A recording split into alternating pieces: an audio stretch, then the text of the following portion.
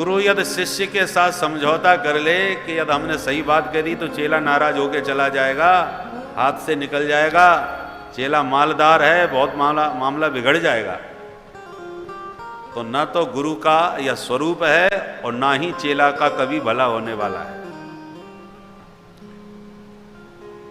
जो शिष्य के हित में हो, चाहे शिष्य को चाहे वो नाराज हो जाए, चाहे छोड़ के भग जाए, परंतु कर्तव्य परायण सदगुरु वही हैं, हितप्रद वही हैं जो समझौता न करके जो सत्य है वही प्रतिभाषित करे, वही शिष्य को बतावे। तो पूज्य महाराज श्री एकमात्र ऐसे महापुरुष हैं शंकराचार्य जी महाराज, जिन्होंने किसी से कभी समझौता नहीं किया, न सिद्धांत में कोई समझौता किया, न व्यवहार में। सामंजस्य किया, तालमेल बैठाने का पूरा प्रयास किया, पर पूरी तरह अपने सिद्धांत को किनारे करके समझौता उनके स्वभाव में ही नहीं। जो अपनी गरिमा, आचार्य गरिमा के अनुसार बोलना चाहिए, वो उसी गरिमा से बोलते हैं, और उनका स्पष्ट कहना है और सत्य है कि श्रोताओं को हमारे स्तर को समझने का प्रयास करना चाहिए। हम अपना स्तर नीचे क्यों गिरावे? सदगुरु का काम ऊपर उठाने का है भाई, नीचे गिराने का थोड़ी है। तुम ऊपर उठ के हमारे स्तर को समझो, हमारी भाषा को समझो, अपनी योग्यता पात्रता को ऊपर उठाओ। हमको नीचे क्यों गिराना चाहते हो? हम अपनी योग्यता से, अपने वैदुष्य से नीचे क्यों आए? और वो लोगों को हमारी समझ में नहीं आता था, परंतु हम लगातार अतिशय रगड़ करे जो कोई, सुनते रहे तो अब एक एक बात समझ में आती है और विषय में भी प्रवेश हो गया ठीक से। कल हम सुनने के लिए गए पूज्य महाराज श्री को, तो एक 80-85 वर्ष की माता जी थी, कथा सुनने, महाराज जी का प्रवचन सुन रहे हैं, 5 से 6 होता है पास में। तो महाराज जी ने अचानक पूछ दिया, शंकराचार्य जी ने, कितना प्रतिशत समझ में आया? तो हमको लगा कि 80 साल की बुढ़िया हैं, ये कितना समझ पाएंगी, क्या समझा होगा? पर वो माता जी जब बोली, बोले 80 और 3, क्या मतलब? बोले 83% मैंने समझ लिया। तो मैंने भाई बड़ा गणित लगा के बोली, 80 और 3 पहले बोला, फिर बोली 83% मैंने समझ लिया। मैंने भाई तब तो बहुत समझदार है। हमने की, तो मैंने महाराज जी की ओर मुस्कुरा के देखा कि ये जो कह रही है वो क्या सत्य होगा? क्या सचमुच 83% महाराज की भाषा को और विषय को इन माता जी ने समझ लिया होगा? तो महाराज जी तुरंत बोले, ये हमारी गुरु बहन है, धर्म सम्राट से इन्होंने दीक्षा ली है, तो ये हमारी गुरु बहन है, तो इतने बड़े बड़े महापुरुषों को शुरू से सुना है तो क्यों नहीं समझेंगे? तब हमको विश्वास हुआ, जब महाराज जी कह रहे हैं, पुष्ट कर रहे हैं, अनुमोदन कर रहे हैं, तो इसका मतलब माता जी ठीक कह रही। तो इसका मतलब क्या हुआ? विशिष्ट महापुरुषों को आप निरंतर सुनते रहिए, प्रारंभ में समझ में नहीं आएगा, परंतु आप यदि पलायन नहीं कर गए, घबरा नहीं गए और भाग नहीं गए, फिर भी जबरदस्ती सुनते रहे, जैसे दवा कितनी भी कड़वी हो, पीते रहे, मुंह बिगड़ता रहा, पर धीरे धीरे जब बहुत कड़वी दवा अच्छी तरह पीते रहो तो फिर हजम करने की भी सामर्थ्य, पाचन करने की भी सामर्थ्य आ जाती है। हमको जब हमारे धर्म संघ के गुरुदेव भगवान ने ब्रह्मी एक विशिष्ट तिथि में ब्रह्म बूटी पिलाई जाती है, तो विद्यार्थियों को पिलाते रात के 12 बजे भयंकर शीत में, माघ पौष के महीने में, सर्दियों में, और जमुना जी में कंठ तक जल में खड़े होकर के, और फिर वो बूटी पिलाई जाती है रात के 12 बजे, उसका समय काल है। और इतनी सर्दी में जहाँ कपड़े उतारना भारी, वहाँ रात के 12 बजे, और फिर जमुना जी के आकंठ जल में, क्योंकि वो दवा, वो औषधि जो थी वो इतनी कड़वी थी कि उसको पचाना बड़ा मुश्किल, प्राय लोग वमन कर देते थे। तो उसमें 2 विशेषताएं थीं कि यदि आपने पचा लिया तो आपकी मेधा शक्ति बहुत बढ़िया हो जाएगी, कुशाग्र बुद्धि हो जाएगी, और वमन कर दिया तो आपका कंठ बड़ा सुरीला हो जाएगा। परंतु यदि आपने वमन किया और वमन का वो कहीं भी शरीर पर लग गया तो कुष्ठ हो जाएगा, इसलिए वो जल धारा में खड़े होकर के पीना पड़ती है, ताकि वमन हो तो बह जाए आपके शरीर में, उसका कोई कण न लगे, इसलिए पिलाई जाती थी। तो पहली बार पिए गए तो पचाए गए, बड़ी पचने में बड़ा कठिनाई तो आई थोड़ी देर तक, जब तक वो कड़वाहट पूरी तरह से शांत नहीं हो गई तब तक वहीं डटे रहे, पचा गए। दूसरे वर्ष जब पिए तो वो पुरानी कड़वाहट याद आ गई कि उतना ही कड़वाहट कैसे पचेगी, परंतु इसलिए थोड़ा मन गड़बड़ाया, वमन हो गया। परंतु जल में ही थे तो कोई खतरा तो नहीं हुआ, पर कंठ में सरस्वती जी की कृपा का कुछ कण मिल गया।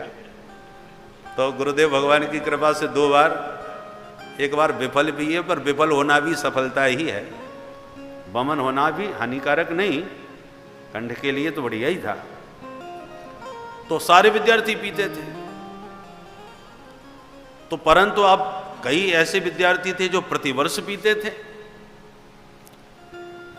तो जब बार बार पीने लगे तो अभ्यास में भी आ जाता है, कितनी भी कड़वी चीज हो, जब बार बार आप पिएंगे तो वो आपके स्वभाव में आ जाएगी, उसको पचाने का सामर्थ्य आप में आ जाएगा।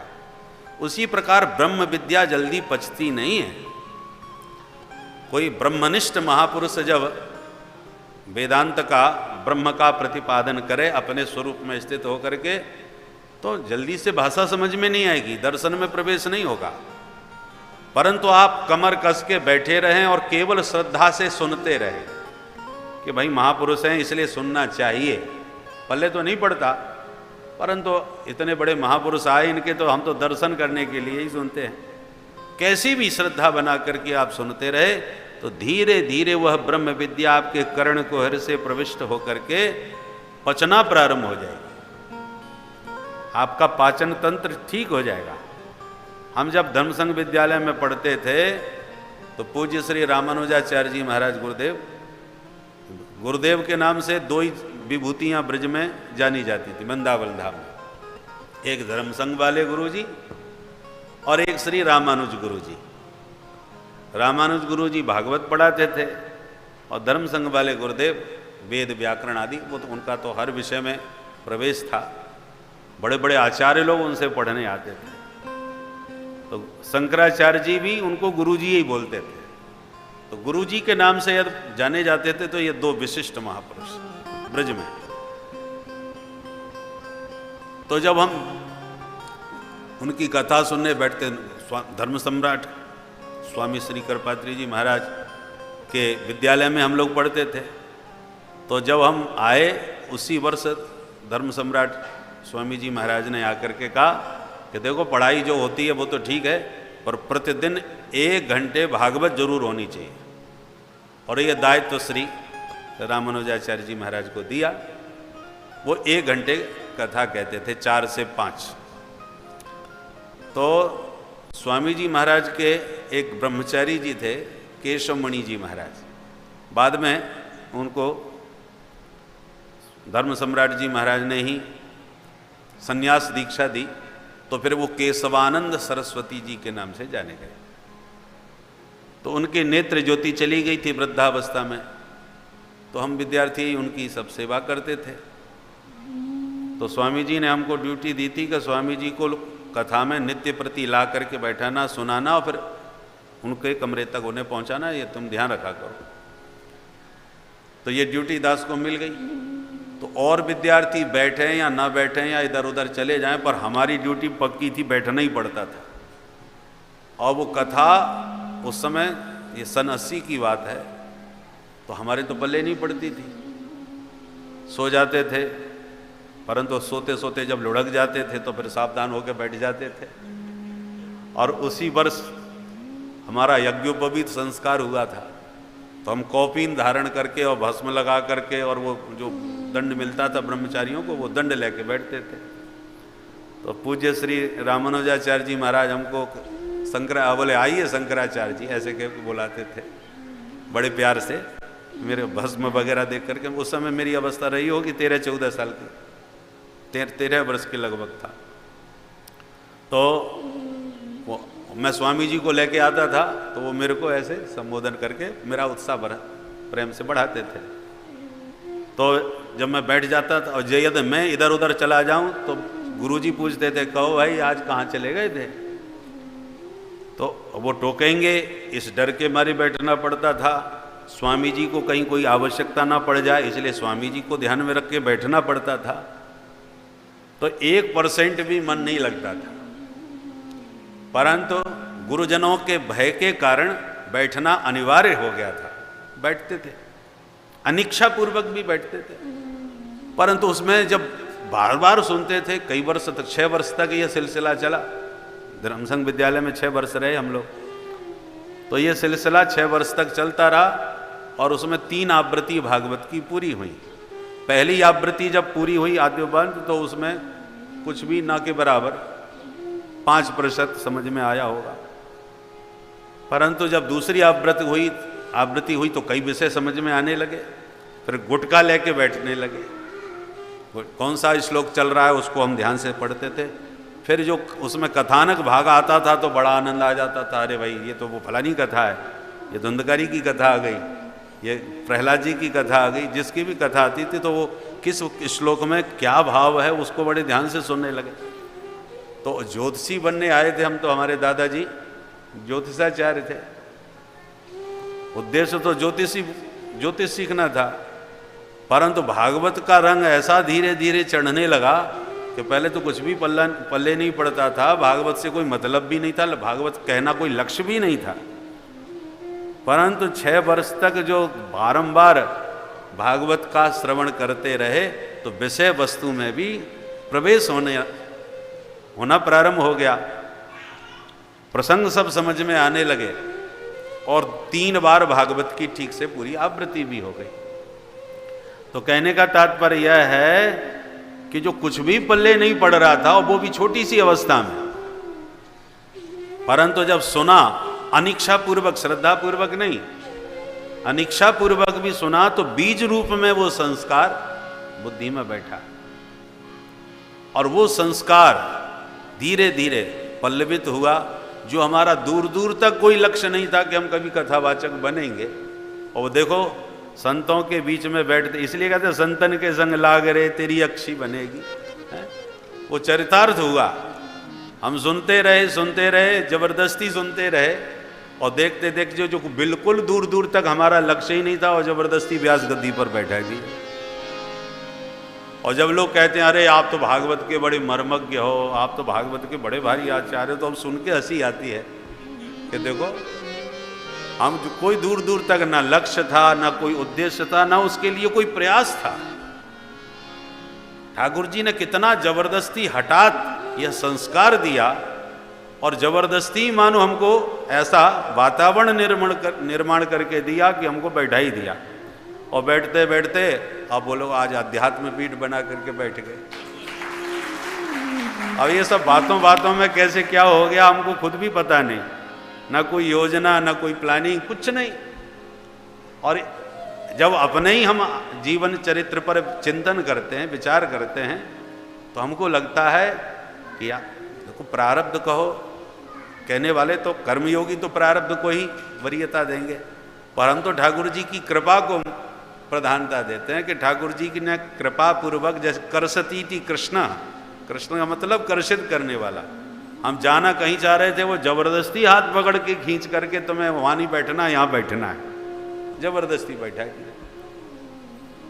इसलिए यत कृपा मूकम करोति वाचालम पंगुम लंघयते गिरिम, किंतु कब यत कृपा तम हम बंदे परमानंद माधव। जिनकी कृपा सब कुछ करने में समर्थ है। हम कितना भी जोर लगावें, कहीं भी न जाना चाहें, तो जैसे बिल्ली का बच्चा भागता है इधर से उधर, तो बिल्ली अपने जिन दांतों से चीर के रख देती है चूहे को, उन्हीं दांतों से अपने बच्चे को जबरदस्ती पकड़ करके जहां ले जाना चाहती है वहीं लाके रख धर देती है, और उसके बच्चे को खरोंच भी नहीं आती, परंतु इधर उधर जाने भी नहीं देती, पकड़ के मुंह में दबा के ले जाती है, उधर मत जा इधर ला। उसी प्रकार भगवान करुणा वरुणालय हैं, जिस पर कृपा करते हैं वो जाना भी आना भी ना चाहे, इधर उधर भटके, तब भी भगवान जबरदस्ती ऐसा जकड़ते हैं, ऐसा फंसाते हैं कि उसको बाध्य होकर के विवश होके आना पड़ता है। बला दपि नियोजिता।